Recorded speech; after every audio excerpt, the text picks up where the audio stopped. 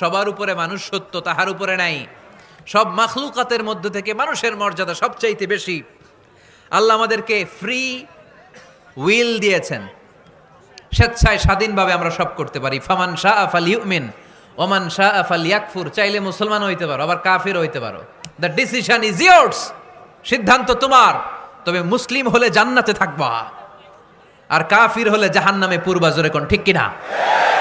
কিন্তু জোর করে ঢুকাইছে আপনার ইসলামে, কারণ এটা মানবতার ধর্ম, এটা মানবতার কথা বলে।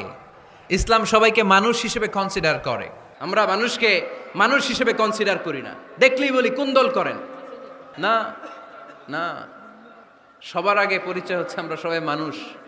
বাবার নাম আদম, মায়ের নাম হাওয়া। আমরা আসলে বিভেদের প্রাচীর তৈরি করতে চাই না।